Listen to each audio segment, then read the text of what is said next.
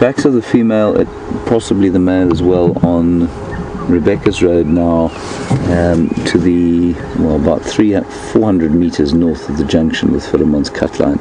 I'm just trying to see where they go.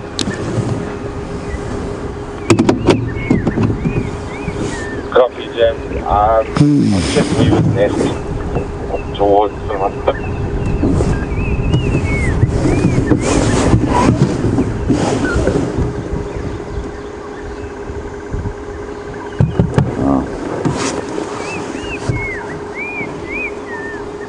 What we're going to do is just hand you across to Brent if we can.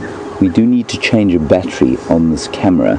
It's apparently about to either explode or it's going to go flat, neither of which are going to be particularly exciting for you. So we're going to hand you across to Brent, and I will continue following in this area for the leopard, and we'll see you just a little bit later.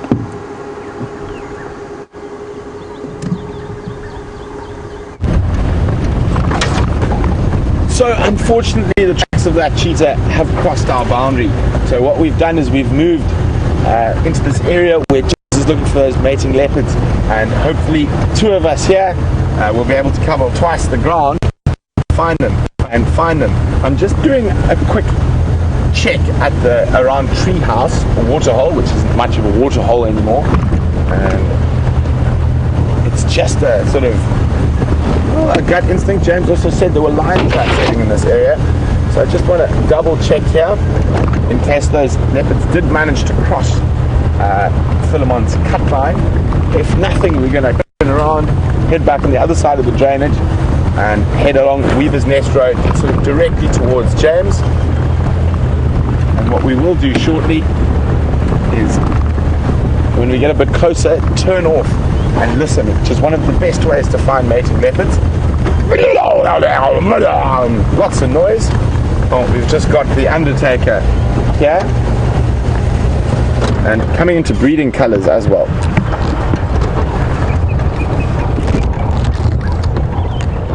Feeding off those rotting catfish carcasses. There you go, you can see that bright red coming through, and that's the stalk coming through into its breeding colours. I call it the undertaker of the bush, and its proper name is a marabou stalk.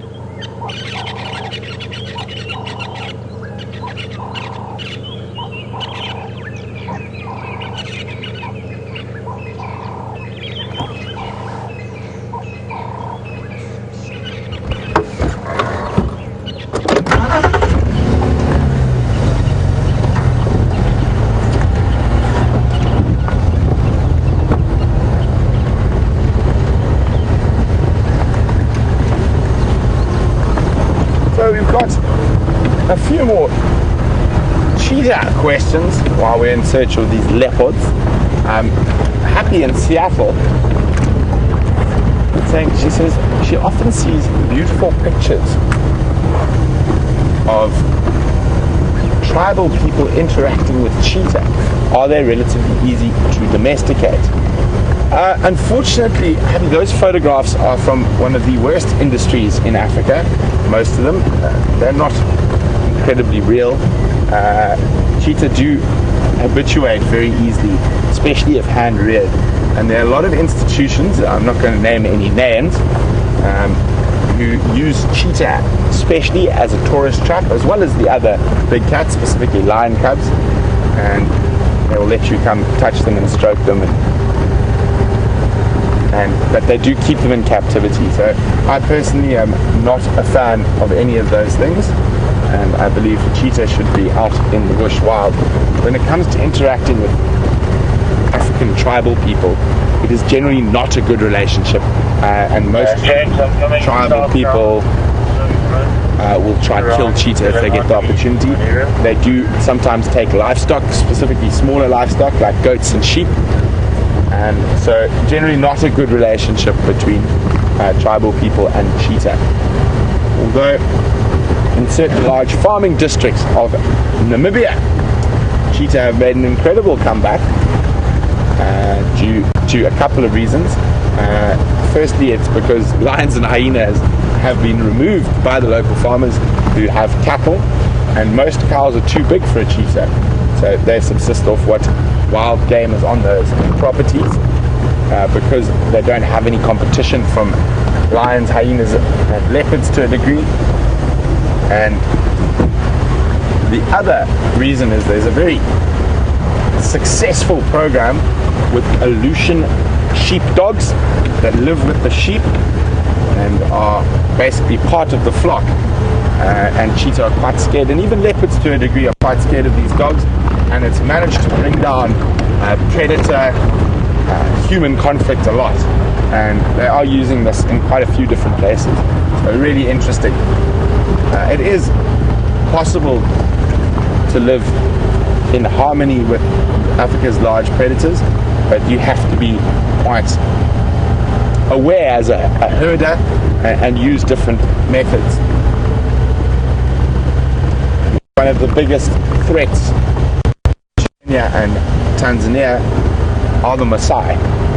So as soon as a lion kills one of their cows, the young Moran or warriors will go out and kill that lion with spears, which is quite impressive, but nonetheless a group of 30 men with spears can quite comfortably kill a lion without getting hurt as well.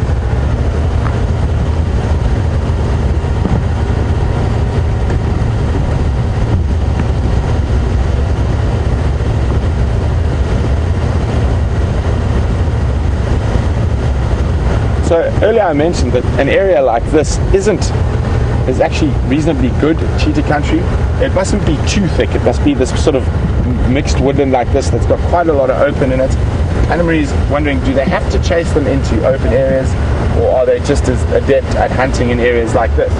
Anna-Marie, they're just as adept at hunting in areas like this, and as I said, most of the greater Kruger, they do very well in areas like this. So it's much easier to see them and stuff, but they do utilize areas like this as well as open areas. That little Nyala, we bypass them here. We're going to go up ahead for a couple of 100 meters, and then we're going to switch off and listen and see if we can hear that cacophony that is caused by mating leopards.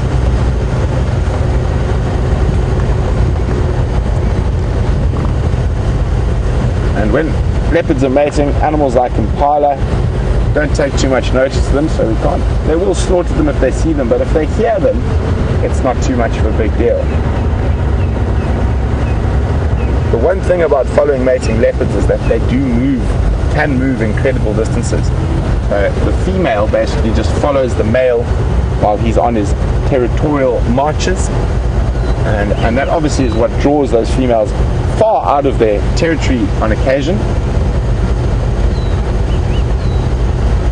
And female leopards have been known to move up to 4 territories away to mate with males.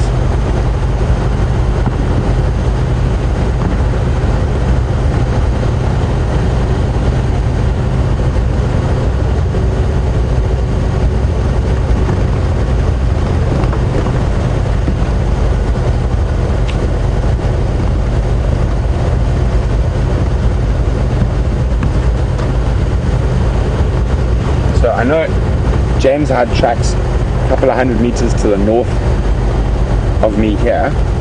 I'm going to check carefully in this little junction, and then I'm going to just switch off for a second and listen.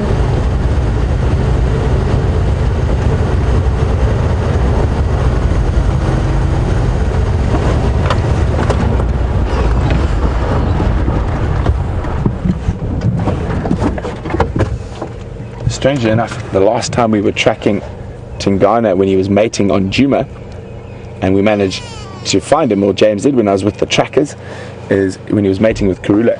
We actually tracked them through this exact drainage line. Where to you two?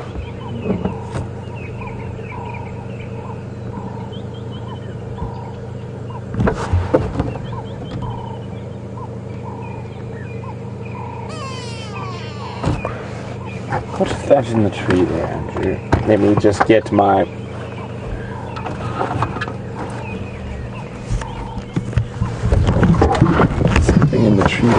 wondering if it's a monkey, and if it is, it's not. I was going to say, if it is, we've got this area covered, because if they spot those leopards, they'll make a hullabaloo. A hullabaloo. What's the noise? Hullabaloo, I think. So we're chatting about cattle and people in Africa, and sorry, just now that's changed from just a call to an alarm call. I'm just trying to see, it could be from a predatory bird. Where's that grey go-away bird looking? Down here in front of us.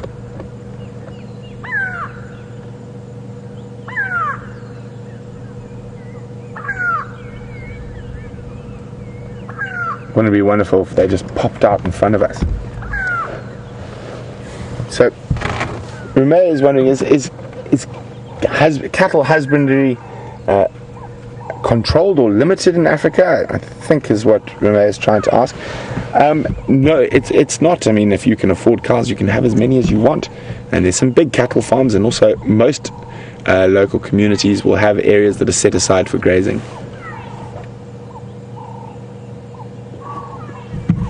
And up in East Africa and parts of Zambia as well, they have the Maasai and Mangati, Kikuyu, who are semi-nomadic with their cattle, and they live often on the edge of the large game reserves. So it is, they do come into conflict with animals there. And in a lot of African cultures, your wealth is based on cows. And how many cows you have, how many is sort of your investment, your money is your cattle, your wealth. And in a lot of African traditions, strangely enough, you have to pay for your wife. In this part of the world, it's called labola, and depending on the social standing of your wife and how pretty she is, etc., etc., it depends on how many cows you have to pay. In this sort of more modern South Africa, a lot of that is paid in cash, but it's based on the value of a cow. So for a very, very expensive wife, a very well-to-do wife, I mean, I've heard of upward of $30,000-$40,000 being paid. And you actually find that because of it, a lot of African people who live quite traditionally only get married quite a bit later, because it takes a long time to build up that dowry.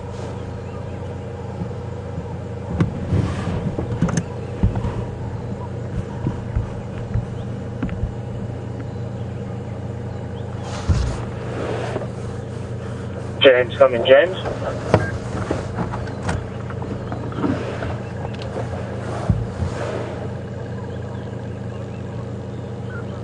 James, any luck with the direction on the last track?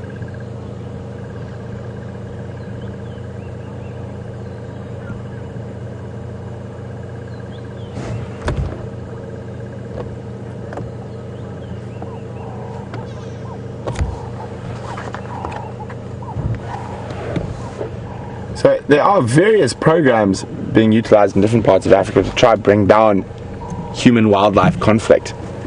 And Georgia and Illinois has just mentioned a project in Kenya where they have collared certain lions, and they've with GPS collars, and how that works is it'll ping a couple of times a day, or you can actually manually ping it and get an exact location. And then they've given the local Maasai phones that have access to that information, or they'll then text where the lions are to the local tribesmen. They will also compensate. A lot of places compensate for any livestock loss. It does work in some areas, but it doesn't in others, especially since traditionally how you become a man in Maasai culture is you have to kill a lion with a spear. These are either being very quiet mating leopards, or they're not where we think they are. I'm just going to check with James where he's checking and where he might want me to check. James. Yeah, I've just got back on the vehicle. At least one track going into the block now. Finally found them heading towards the east in the block between Rebecca's, Finn's and Zoe's. That is Rebecca's, Finn's and Philemon's Cutler. I'm going to drive around and just see what's coming out the other side. Copy, thanks. I've been standing by, just doing a bit of listening at Philemon's dip. I'll check Philemon's cut line back up to quarantine.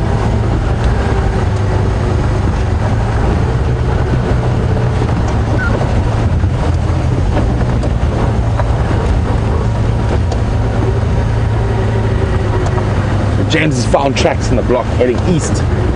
So that's towards this general area. Indeed. I will go check back up Zoe's Road on East Coast. I think that's a good idea, Craig. Maybe drive down to the old East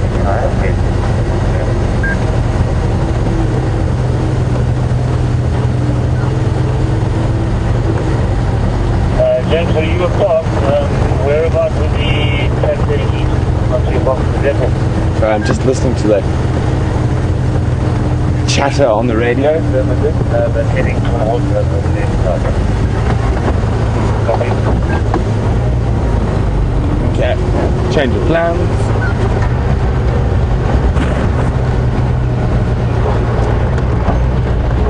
We're going to check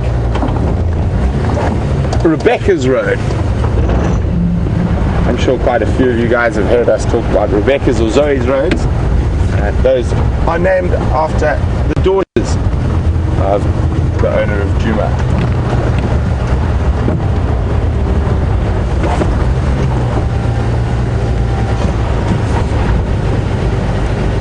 Thought I saw a flash of movement. Might have been a bird. Just always pays to double check. And the great go-away bird's still in the tree and not making any noise. So if the leopards were below it, it would be shouting from the treetops. Go away! Go away!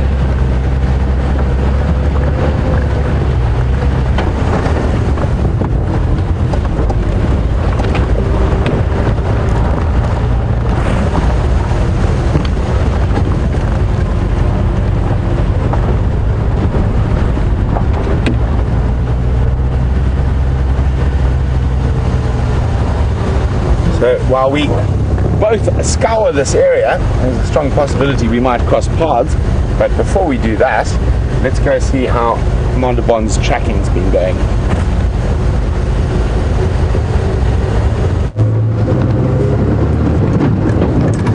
Hello! Good news-ish. We eventually found some tracks in this block, so we now have a direction for where they've headed.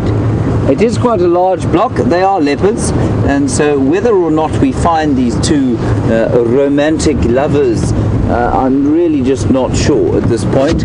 I would have thought we'd have found them by now, and I'm going to keep just checking the road with great care to see that they haven't come across. I don't think they have at this stage. We will keep checking. What is that? And of course the light now is starting to fade. That's not because the sun has reversed, it's because this bank of cloud, this sort of front that's come in, is pretty thick. And what that means is that the contrast that you need to be able to see tracks easily is that much more difficult. So it's much easier to track when you've got some low-angled light coming from one side.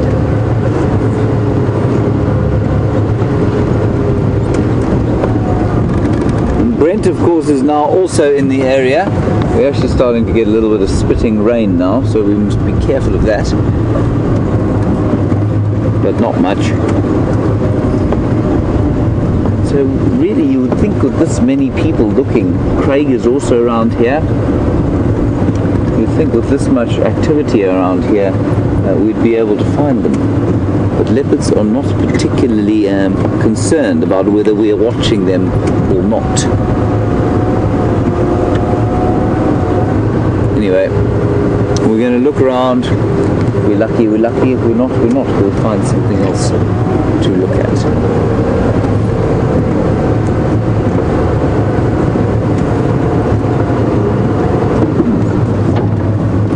We're going to do quite a lot of stopping and listening. While we're stopping and listening here, let's just have a look at this rather pretty grass, which I shall pick for you because there are many of them. Try not to detach myself from my ear. Right, this is a beautiful grass called Melanus nerviglumus, and it's a really lovely so it's Natal, what's it called? Natal red top, I think they call it. You can see a very subtle pink tinge on the top of the inflorescence. Very gorgeous. And it's obviously got winged seeds. You can see they've got those little feathers, and you can see as the wind blows, they're flying off into the wind to go and propagate themselves elsewhere. Lots of them have already gone. It's not a good grazing grass, and you often find it on the sides of roads. It's kind of indicative of disturbed sites, but very beautiful, and doesn't taste great. It's so interesting how many of the grasses that are good for grazing actually taste quite nice. This tastes a bit sort of tastes a bit like bad mushrooms, to be honest. Let's break Brian a piece. There you go, Brian. Thank you. Tell me what you think that tastes like. But it is very, very pretty. Morning. Right, off we go. Alright, pilot plane.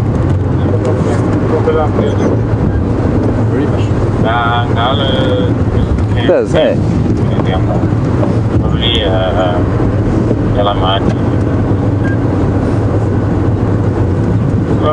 Nothing else. Now, we've been chatting a lot about mating leopards today without actually finding them, which is to my eternal discredit. Rosanna, you want to know if the females can get any kind of diseases from the males while they're mating?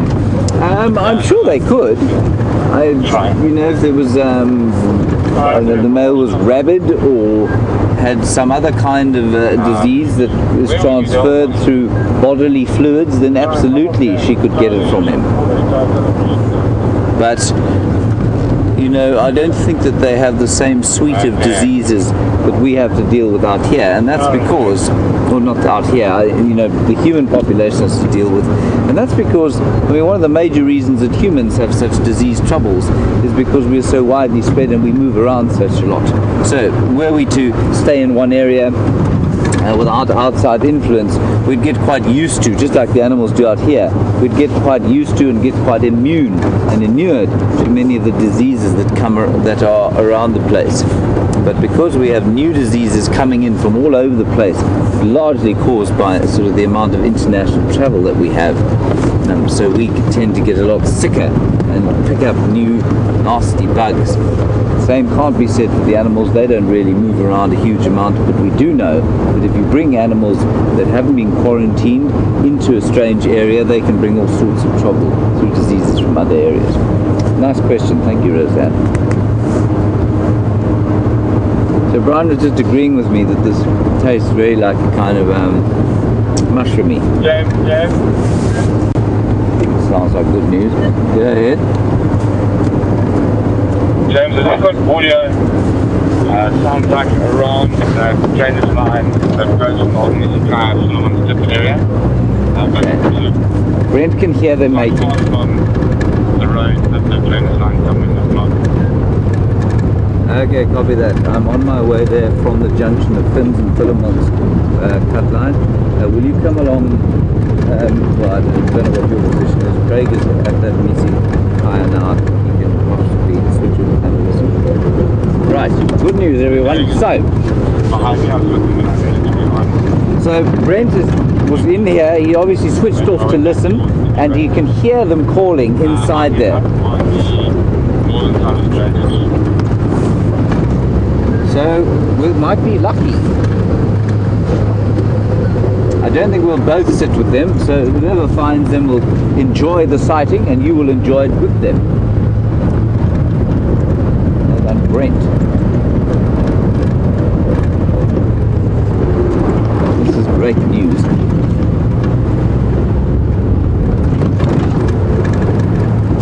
Spit out that foul tasting piece of grass.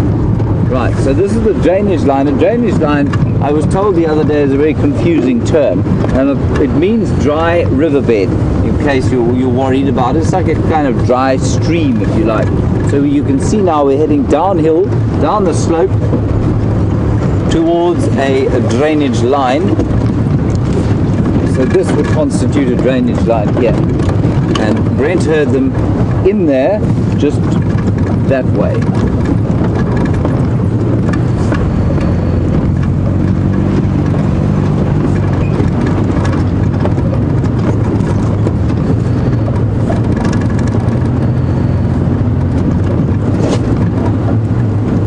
Watching them mating, we were having a lot of a conversation earlier about the fact that the Tingana has failed to produce any offspring with 3 females and about 6 mating events, and it begs the question of what we call false estrus.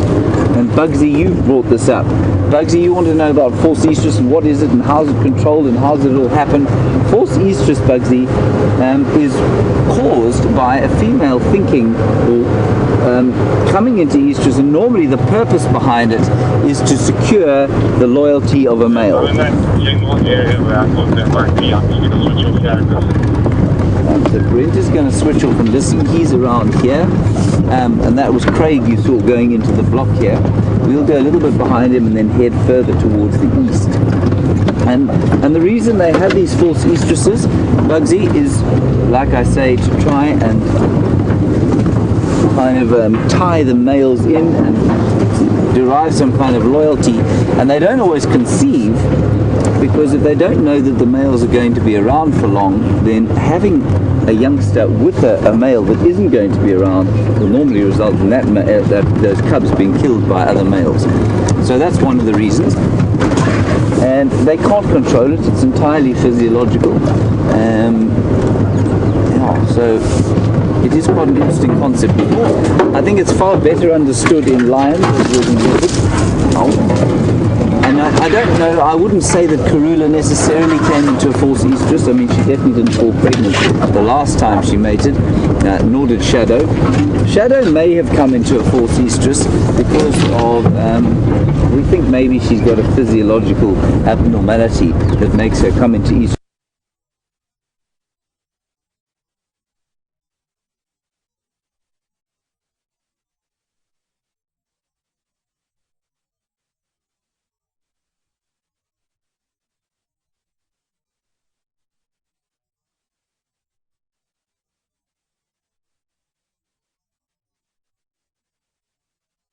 Sooner than some others might, but it's not. I wouldn't say that it's a particularly well understood concept.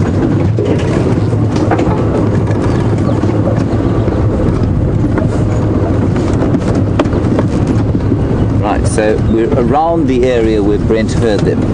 He is also in here, as is Craig. So with any luck, if they get it on again, as they say, we'll hear them and we'll know what's going on. See if there's access into this drainage line.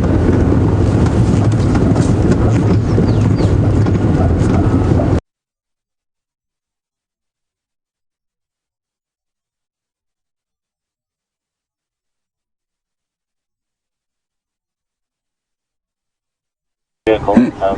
I was walking around on the southern side as well. I'm going to see if I can make my way. That is Andrew, being a total clown show. Brent is just around there, also looking for the leopard, and everyone is trying to listen.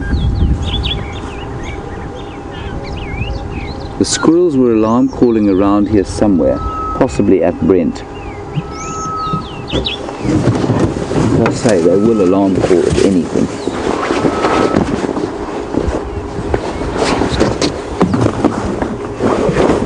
Jersey off. This is hot work, this track. Beautiful bird you can hear there. a grey-headed bushshrike. We're driving along here, Gilly in Milwaukee. You have made a controversial statement that I really quite like, actually. You've said, I don't know these two leopards very well, but you viewers know them pretty well. I'm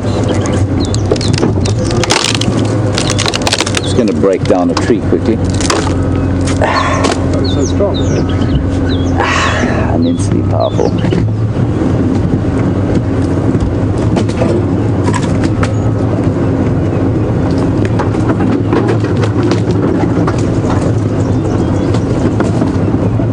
So, Gilly, you are saying we spoke briefly about the fact that perhaps there is multi-paternity in leopards and we don't know for sure. Now, you're saying you guys have watched Karula and Quarantine and Djuma for not many years, well, yes, almost many years, and Quarantine and Djuma don't look the same. They're different colors. One is blonde and one is gold. One is completely Kana, and for Shadow, two 9-year-old leopards, a mating pair that we saw last night, and we heard them in here just now. We had some squirrels alarm calling. Brent had them, or heard them just further off to that way. Craig is also in the area from Cheetah Plains. So we're hoping against hope that we might actually come up with something now. I'm just going to switch off again. We're going to have another listen.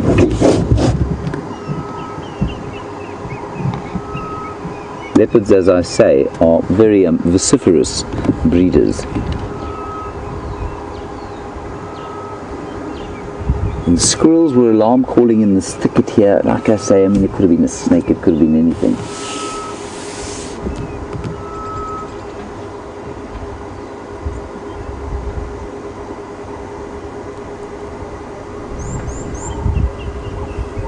Lots of beautiful bird calls at the moment. Blue waxbills, and you can hear a grey hornbill in the distance. Very plaintive calling, but no further aggressive growling.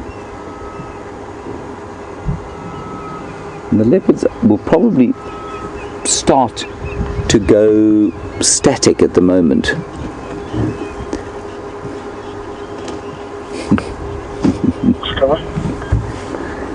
Thank you, X-Ranger, for taking a screenshot of Andrew doing his dance. He'll be most pleased with that, I'm sure. As you say, a lesser, I'm not sure, greater hooded, pointing Andrew dancing on the bonnet. Yeah, money. And that's because it's now getting a little bit warmer. There is Brent Leo Smith ahead of us. He's on foot. We've left Andrew alone in the wilderness. He will, of course, not pass up the opportunity to come and say hello to us.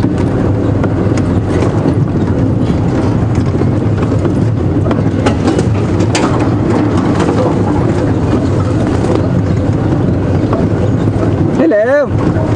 Fancy seeing you here.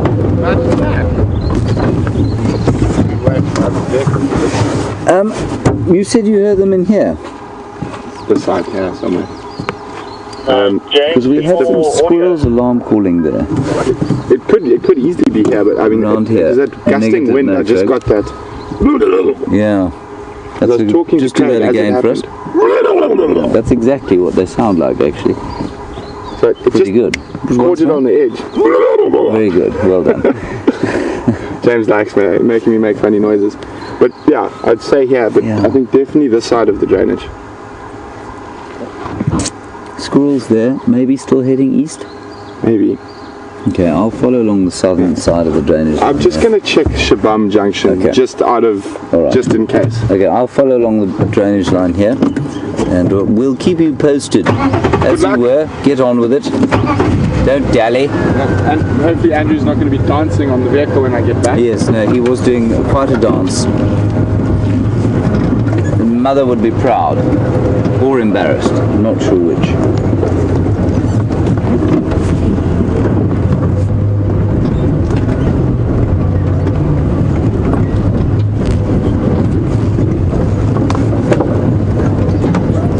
While we're driving along, of course, sound an extremely important part of what we do and how we find animals. And Anna Marie, you think you've heard an ellie calling?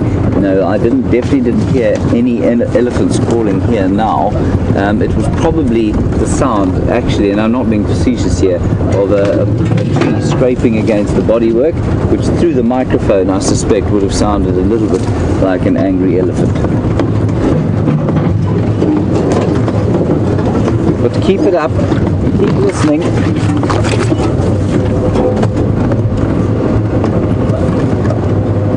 And interesting one, so many of you have been with us for so long that you start to recognize individual areas, of course. And Penny, you're wondering if this is a new area. It's not, it's actually really pretty close to central Djuma. It's just quite thick and there are not many roads in here. So unless there's an established sighting or something like the sound of leopards mating, we don't come into this area. I'll come back and see you guys ahead of you in the next street, okay? Copy that. So I think I heard the squirrel's alarm calling somewhere in here. So we will follow up along the drainage line the drainage line between Flint's Road, Stack Line and Rebecca's. The last audio tracks also going east into that block.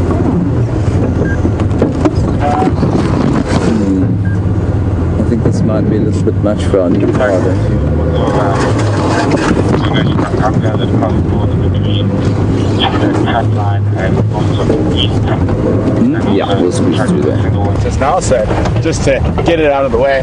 So what happened is I was talking to Craig, and at that point I had Andrew driving the vehicle and I was sitting on the tracker's seat looking for tracks, and the wind's gusting, which makes it quite difficult to pinpoint, bless you Andrew, the exact location, but I would say it's in this sort of area here, and just caught the tail end of a leopard's mating.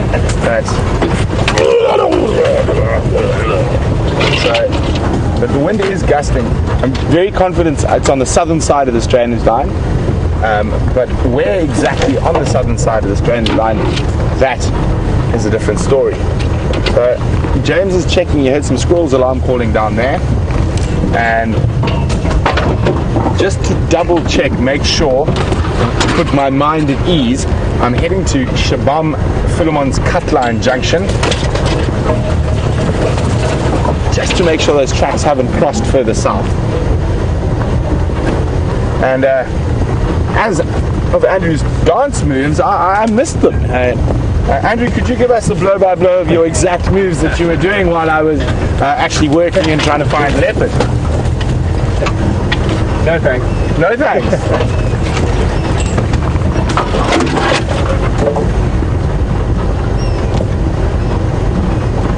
So, listening to the audio, Siberia, who's one of our zoomies on the Djuma cam, would like to know how far can a leopard sawing be heard? Well, Siberia, that depends on a lot of different things: wind direction, which way the animal's facing. But sawing is quite different from mating. Sawing, probably very faint sawing. If you nice still night, no wind, quite quiet, you can probably hear it from 5 or 6 kilometers, but very faint, sort of in the distance. But yeah, nice clear audio. So probably you'd have to be within maximum of 1.5 kilometers, maybe pushing to 2 kilometers.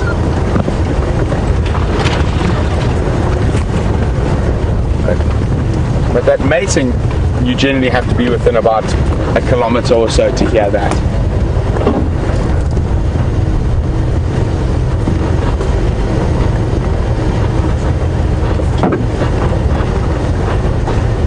Andrew, I think we should try and get Andrew to reenact it for us. We just lock off the camera, pop him on the bonnet. He is blushing quite a lot now, so I think he likes to dance when no one's looking. When I think no one's looking. When he thinks no one's looking, exactly.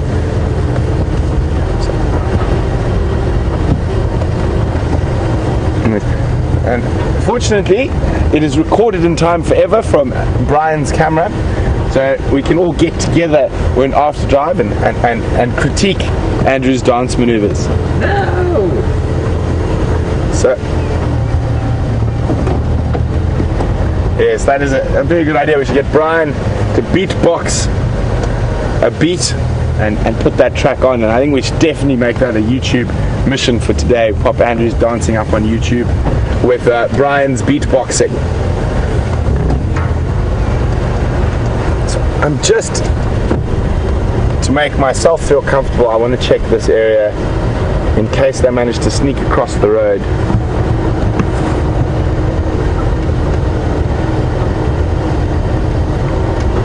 Although James's last tracks were heading east, we want to really make sure that they haven't done a sneaky maneuver.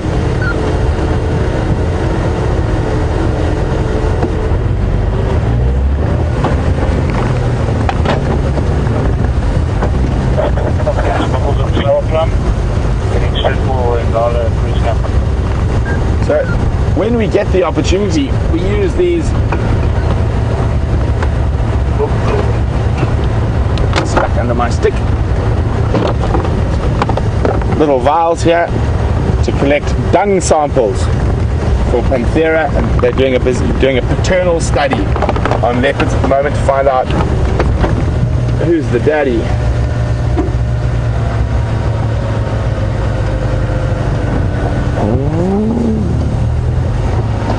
Nope. And Jan's wondering whether we've managed to collect from all the different leopards yet. We haven't. I think we've got Karula, Shadow, Vula. I think we don't have Tingana yet. So if we do find him and we see him abluting as soon as he's moved off to a safe distance, one of us will leap out of the vehicle and collect his feces.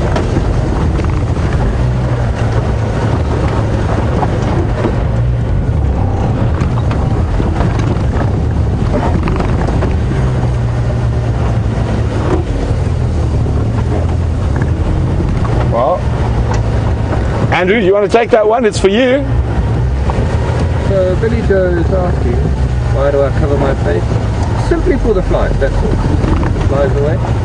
They're irritating little things, so that's why I cover the face. I'll repeat Andrew's answer now. James is just calling me. Standing by. Brent, we observed the alarm calling a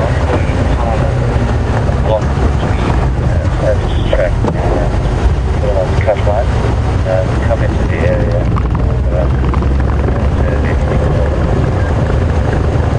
Copy, thanks James. I'm at Shabam Savages Junction now. I'll check Savages through to Treehouse.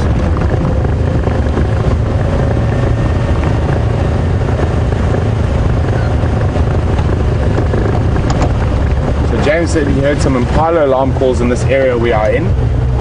So we're just gonna check down here.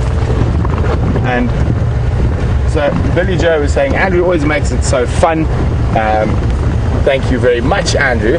But also, why do you cover your face, Andrew? And Andrew was explaining it's because he's so grotesquely ugly. No, I'm joking. It's for the flies that land on his face, and they do get very, very irritating. And unlike us who are able to swipe at the flies as we move through the bushes,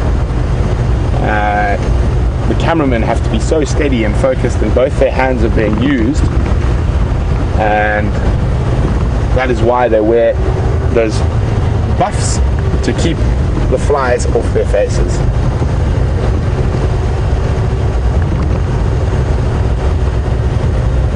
Oh my goodness.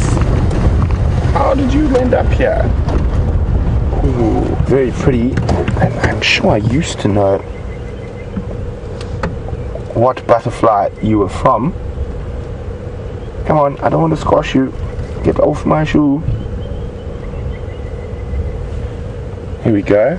I'm going to pop him on the dashboard.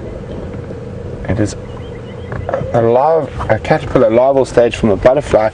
I can't remember which one. Starting to. Let's turn him a little bit. Let's walk this way so everyone can see you nicely. There we go. Where's my butterfly book? This could be a bit of a challenge. I definitely know I've seen this caterpillar before, but now trying to remember which butterfly it belongs to. I think I'm very clever sometimes. I'm not sure exactly which, but can you go tighter than that, Andrew? No. You can't. Let me try. So on his back there's some little spikes sticking out, and that's given away the family but not the exact butterfly. And sometimes we just have to go by the family, but because of his shape and his coloration, he's part of the Acrea family. Which Acrea I'm not 100% sure. And you can see there's another one here, there, a bit closer. But there are many hundreds of types of Acreas, but just from the shape and the movement, it's more than likely that this guy is a little Acrea larval stage. Very, very pretty. Well, we'll leave him there till I can find a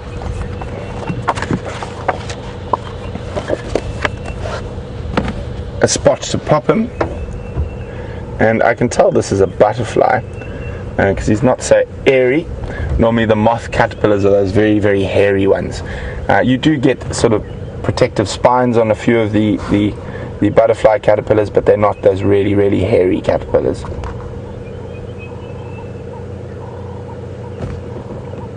Hey, little guy. Quite often also called inchworms because of their movement. Looks like he just moves an inch every time he walks. And that bright colouring and orange head are what we call aposematic colouring. And I'm just going to find a tree to pop him on. And what that does is aposematic colouring warns predators that he probably tastes absolutely vile. So orange, black, yellow, all aposematic colours. And the Acrea butterflies feed off at this larval stage, quite often off, come on, up you get, a plant called a Wolfaria.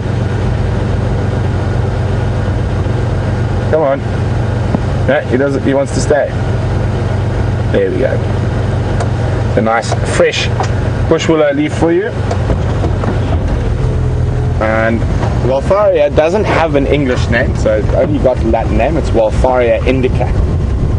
And they sequester a poison from eating it that is a hydrogen cyanide, and that's what makes the adults noxious as well. So probably not going to kill a bird, it probably just tastes incredibly vile though.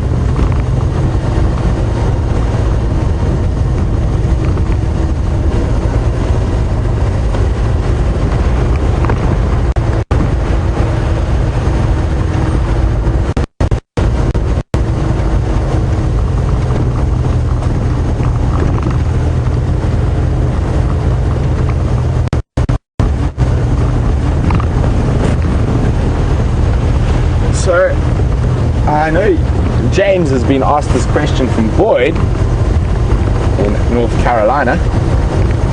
And by the way, thanks very much, Boyd. Boyd says he loves watching the safaris. Our knowledge is so incredible and wonderful.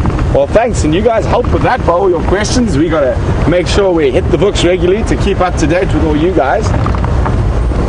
And Boyd asking, what is the animal I like seeing most on safari, and what was my favorite encounter ever? Well, boy, for me, the favorite animal is a hands down easy affair. It is the African wild dog, or painted wolf.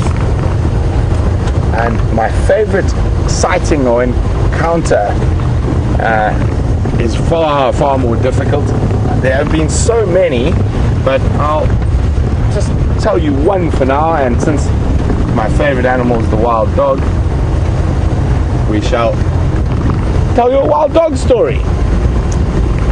I was very fortunate in growing up in Botswana, and the concessions where my parents had lodges and ran lodges in Botswana. There's a lot of general game here, so maybe they didn't come this way. The animals look far too relaxed. There's zebra, wildebeest and impala, and we were very fortunate in the fact that for 10 years running we had wild dogs den relatively close to our camps, and some years we even had 2 separate or 3 separate dens between the 3 camps. And so I spent an incredible amount of time with wild dogs, and wild dogs are a little bit easier to follow up on the floodplains of the Kondo River. There's a little bit more open, it's not as thick bush here as it is here. There is thicker bush back in the backcountry, but fortunately most of the time they're denned around the river. And we were following the then was called a Labala pack, and there must have been 27 or 28 dogs in the pack at that stage. And we're literally, hello zebras, we're looking for leopards, we're not looking for stripes, we're looking for spots. And we hadn't even driven out of camp yet. We'd probably gone 600 meters down the road, and we came across this pack of wild dogs at full speed, careering towards us, and in front of them was a mix of lechwe and impala, and they actually ran right up to the lodge deck, and they killed they killed 7 impala in about less than 7 minutes. And I know this might be quite gruesome, but it is a very memorable encounter. So it was probably about this time of the year, so all the impala females were pregnant, and the one impala that was killed was right next to us, man, 3 meters from us, and these wild dogs ripped her open, and a fetus came out and then stood up, and then 2 wild dogs grabbed the fetus from either side and ripped it in half. So that was one of my most memorable wild dog sightings. And there's so many. If you remind me, I'll try to do a couple a week. And we'll just, I think, stick to wild dogs for now. I've had so many fantastic times with wild dogs.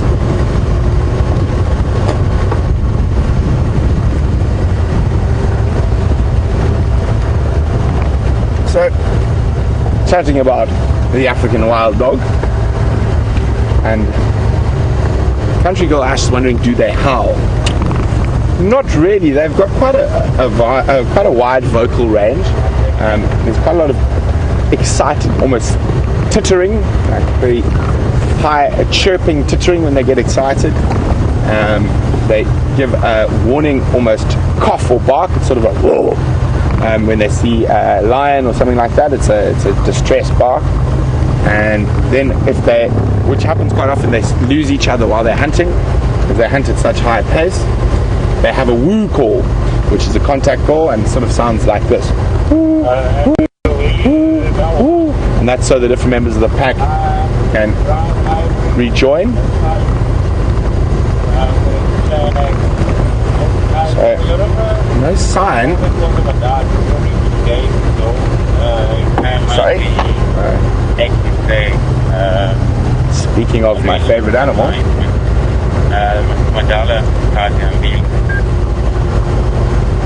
Okay, copy. I've just got past the island down the road to the bundle. I drink to that side. Road to the side. Okay, I'm still in the area here, and I'll be with you guys now. some of the guys that pick up guys today, they with my dad yesterday afternoon,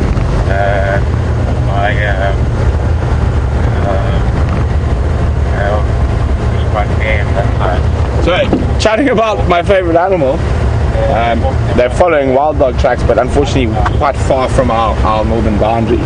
But the thing about wild dogs is they can move so far, so fingers crossed they make an appearance for the sunset safari.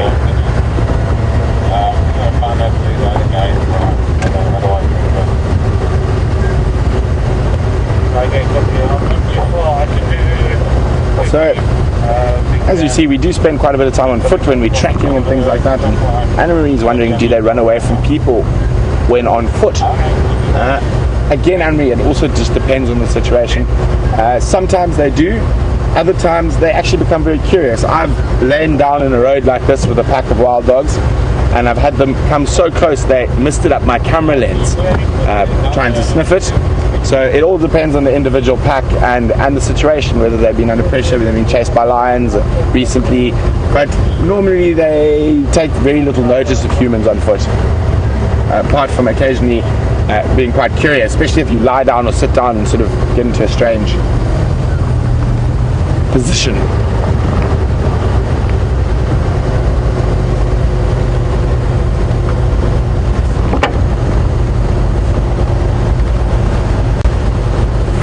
And that again is one of my memorable wild dog encounters, lying down in the road while a pack of wild dogs came towards me, and all of them sort of being within 2 meters or 3 meters of me, sniffing, one even coming, I said, this far, so even its breath misted up the front of my camera.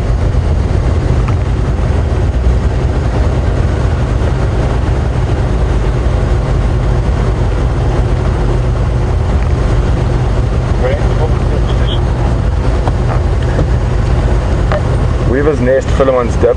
I've got no tracks coming out here. I think I'm going to take a gamble at Western Engine Quarantine if you haven't done it yet.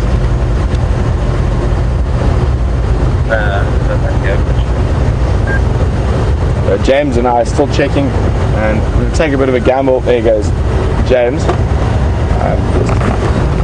James, just to confirm you're aware that your aerial is down.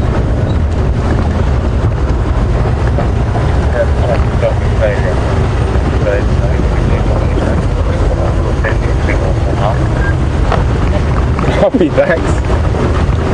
That's quite funny. So if you see the vehicles, we've got these antennas that stand up behind us and send out the signal. And as James said, his signal ropes had a catastrophic failure and it's facing down towards the ground, but it's still miraculously sending out a signal.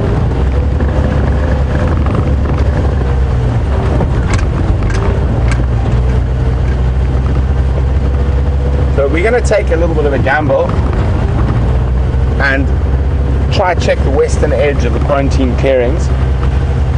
And while we make our way towards that area, we're going to go to the man of many catastrophes. No, I'm joking. We're going to go over to James, see how he's been doing.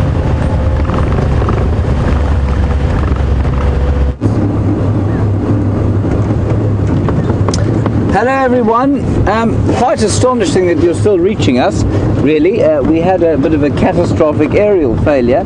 The aerial detached itself on the back end of a fairly large bump, bashed Brian on the head, and then, well, it's just hanging useless and limp at the back of the car. But you're still receiving a signal, which is quite positive.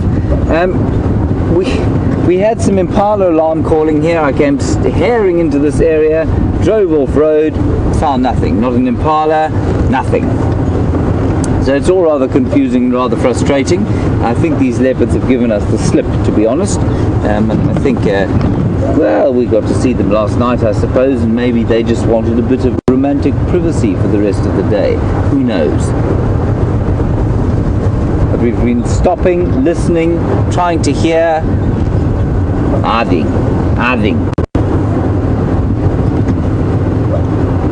Anyway, we'll keep going to the end of the drive, which is not too long from now. Brent is going to take a chance, as I'm sure you heard him say to me, around quarantine clearings, and just see if they don't pop out there.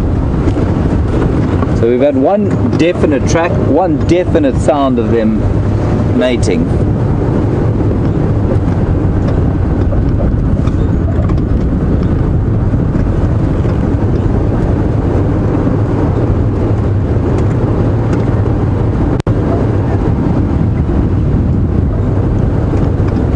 So we're obviously not seeing these leopards, so let's chat about one or two other things. A very nice query from Marcel coming through there about the fact that there are asphalt or tar roads in the Kruger National Park, and she's seen twice on Kruger National Park sightings that antelope have slipped on the roads there during the course of a chase or a kill.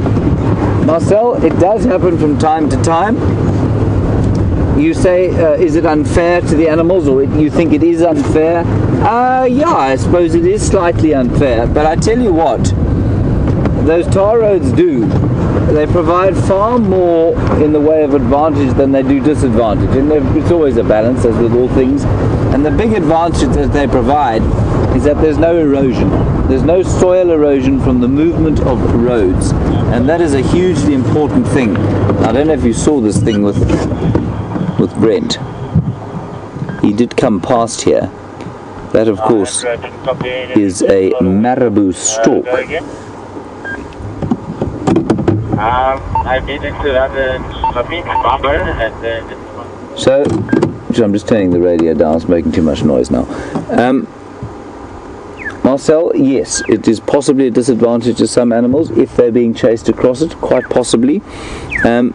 But remember that the only time that you will see Kruger sightings is normally on those roads, and so there will be a kind of misrepresentation of the disadvantage that it causes. And secondly, because of the number of vehicles driving around in the Kruger Park, those asphalt roads, well, they're not particularly good to look at.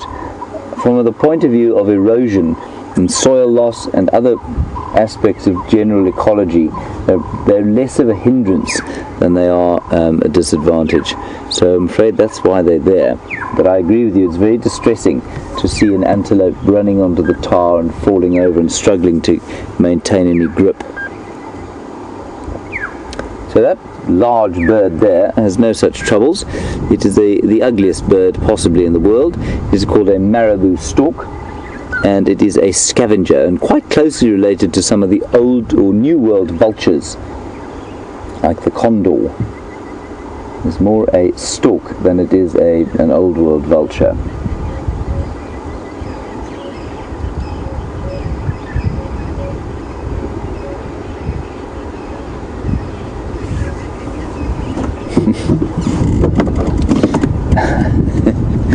And we're chatting about birds here, and we'll just move slowly along.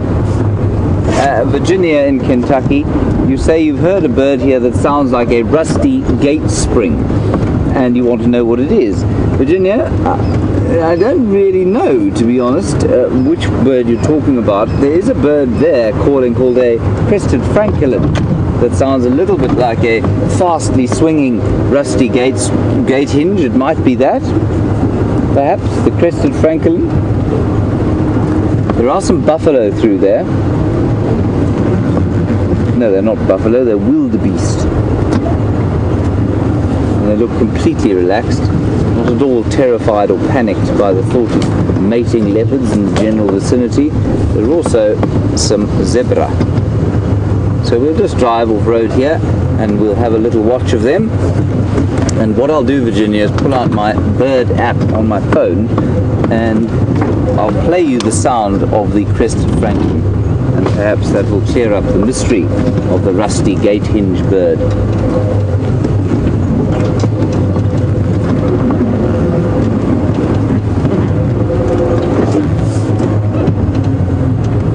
This is roundabout where those impala were alarm calling, so I don't think there's a great deal of leopard activity in this area.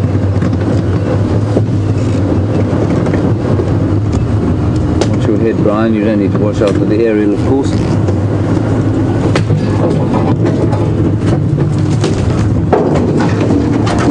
Oh dear. The great migration has begun. There we go. Beautiful wildebeest. We wouldn't normally drive off-road for them, but because of what we think might be in the area, I thought it would be a good idea. Okay, so you watch them. I'll quickly find the crested francolin on my bird app, and we'll see if this is the rusty gate hinge for Virginia.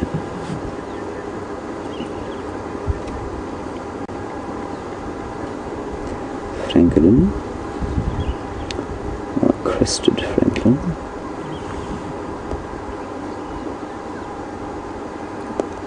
Right, here we go, Virginia. Listen up. This is the crested francolin calling.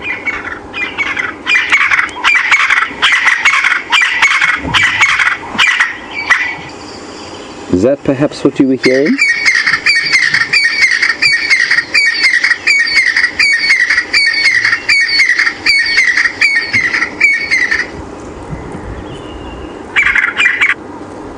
That's all I can think of, I'm afraid. I'll let you know if I hear any other rusty gate hinge birds, but I suspect crested francolin might be what you're looking for.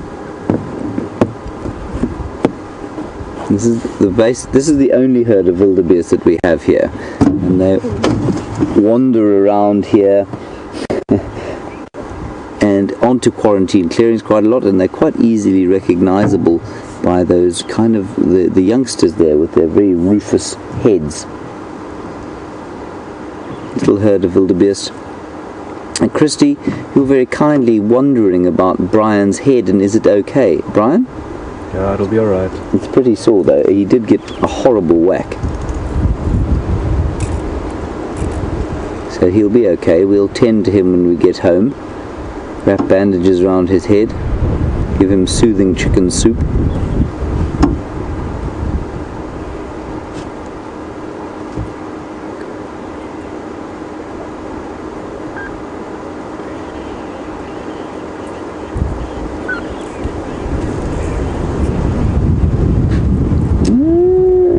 Interesting one from Gerda. Gerda, yes, I think maybe you're right. So, Christy, we're going to play you another one. Gerda reckons it might be the grey-headed bush shrike. That sounds like the rusty. Let me just find the bird. Sounds like your rusty hinge. Right, here we go.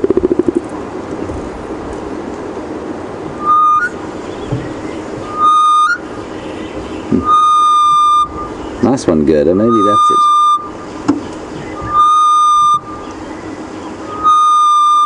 Beautiful sounding bird. And in Afrikaans, its name is the spookvoël, which means ghost bird, because it sounds like a ghost fluttering through the bush.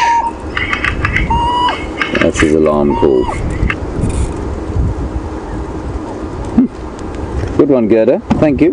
Right, let us leave these wildebeest. I can't hear any leopards mating around them.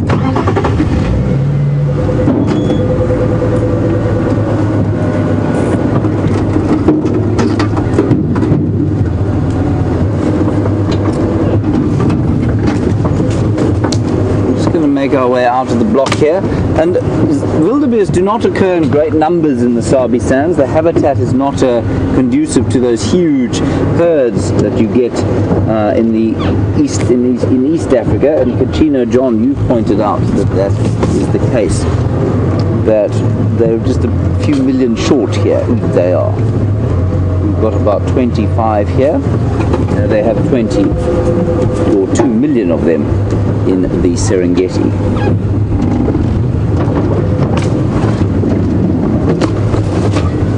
Some zebra in front of us.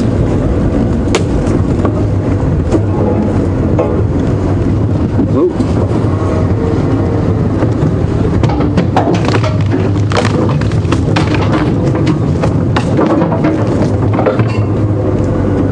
We'll leave them just in case we don't pick up the leopards in the last few minutes of drive.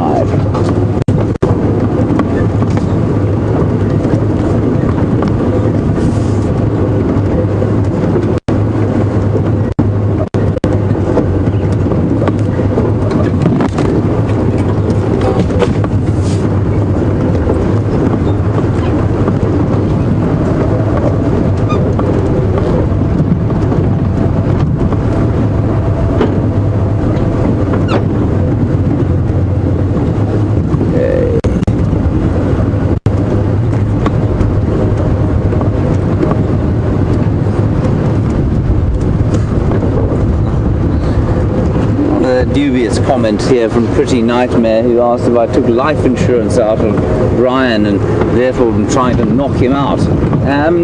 No, Brian and I are not partners in that sense, and so life insurance on each other, we are not the beneficiaries of each other's vast life insurance policies. Brian, do you even have life insurance?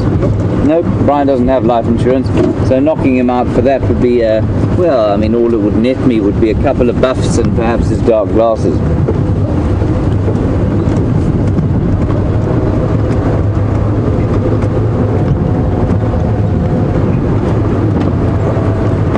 No further sign of these heavingly irritating cats, so I think we'll just enjoy the last few minutes.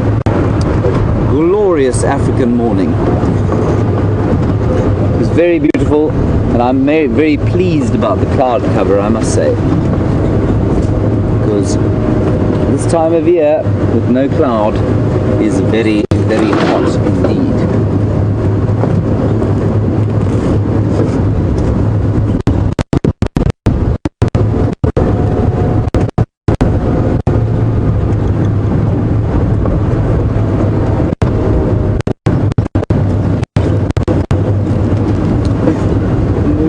Looking at what I consider to be the ugliest bird in South Africa, the marabou stork. And Anna Marie, they are fascinating. You say that they are incredibly fascinating. They are certainly fascinating, and you like to see them with their wings out. How big is their wingspan?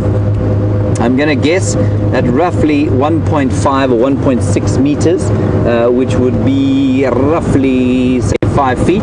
I'm just going to check exactly, because this remarkable bird app I have will tell me precisely what their wingspan is.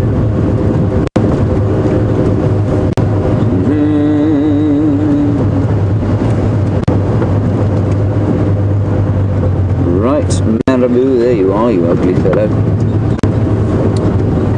Ooh, large bubbles. There we go. Wingspan, ooh, much bigger than I thought. Up to 2.5 meters. Now, Brian, you're about 2 meters tall, aren't you? So, Brian is not short. 2 meters is 6'4", and so a big marabou stork has a wingspan of 7 feet. That's quite impressive. Wow, that is really impressive. I was only 2 feet out. Thanks for that, Anna Marie. Wouldn't have learned that otherwise.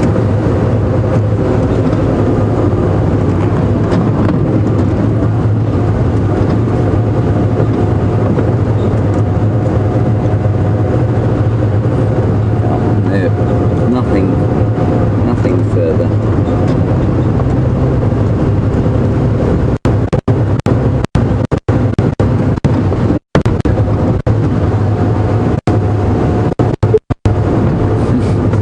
Speaking a little bit about the rain, the fact that we haven't had it yet, the proper rain, and I think it's only going to come in almost a month's time, maybe a little bit less than that, maybe about 3 weeks. You can see every afternoon it's starting to build, and then it dissipates, and then it comes back and builds. And one of the things that will come with the proper rains will be frogs. In Christina, Michigan, the chances, you want to know the chances of seeing a bullfrog. The chances of seeing a bullfrog today, I would say, are smaller than the chances of us finding those leopards, certainly. Smaller than the chances of us finding a tiger out here, perhaps. They are definitely not going to be around until there is a lot of rain. But then they will come out in profusion. And especially at night, we should be able to see some of the huge bullfrogs that we get here.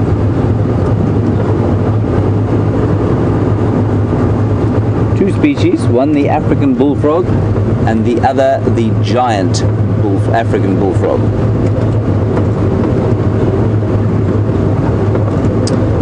Righty, I'm just going to stop here. We're going to have one very last listen and see if there isn't some perhaps sound of mating leopards in the throes of passion.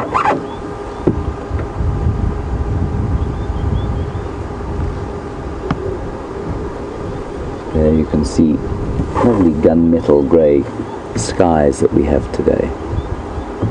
Not so nice in various parts of the world where gunmetal grey is the standard sky colour, but very nice here where it just happens every so often. Right, that's it everybody, I'm afraid, from me. Big thank you to Brian, and sorry for the injury caused to you. I hope that we will fix you up a bit later. Thank you to all of you for your questions and comments. We're going to hand over to Brent and to Andrew for the last few minutes, and they'll take you through their plans, and I will see you this afternoon at about 4 o'clock. See you later, keep safe, bye bye.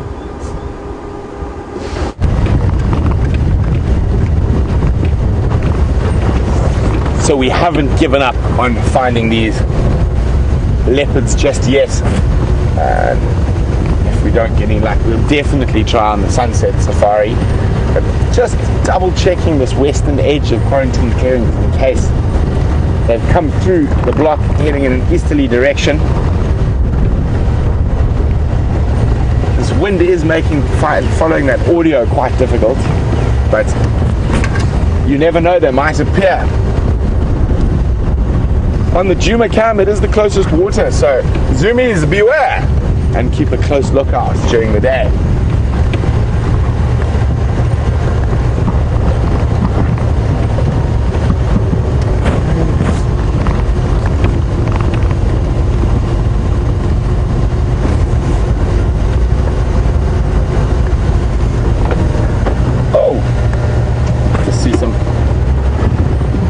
Head popping up. Go back while I maneuver. Boyd, thanks for another question, Boyd. I was wondering, do leopards sometimes hunt in pairs, like cheetahs sometimes do? Not really, Boyd. They're far more solitary. Oh, it's going to be one of the harder. Let's test Andrew's skills. You see it, Andrew? Oopsie. Boyd, sometimes when there's a youngster, do I need to move? I could see it, but I think it's moved. No, it's still there. Same place. A bit further to the back. There we go. There we go. Giraffe disappearing through the thick bush. But Boyd, sometimes you will find two leopards on a kill or whatnot, but it's generally almost always been made by the individual, and the other will either steal it or share it. If it's a big male leopard, normally steal it, being the operative word. Let's see. Oh, they're quite far. There seems to be quite a few of them there, but they're really deep in the bush. I think that's the best view we're going to get of them. It's so nice that this group of giraffe have been hanging around quarantine. They do have that young one with them. It's probably a couple of months old now.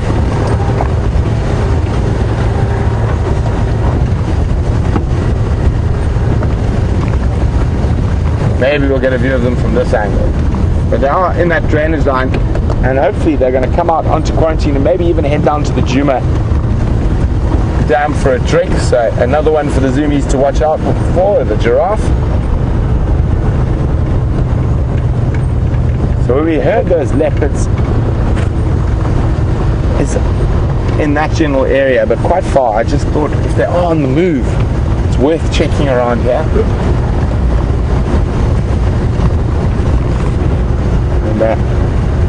It's been quite cool this morning, but the humidity and warmth has just stepped up a notch now.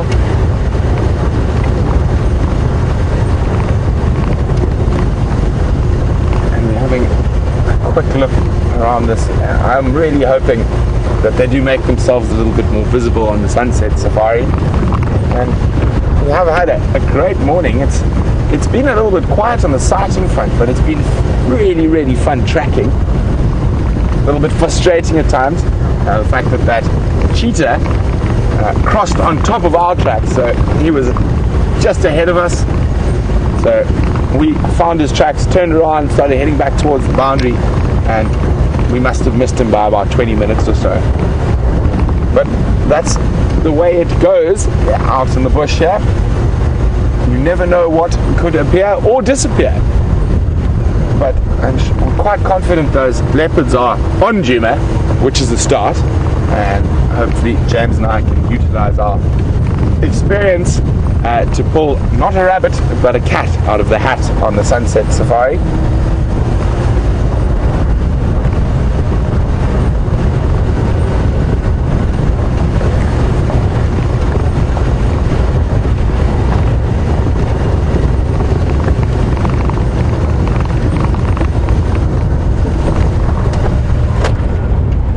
gonna stand by here. Hopefully we get one last little bout of audio that will give us a good direction where to look a little bit later.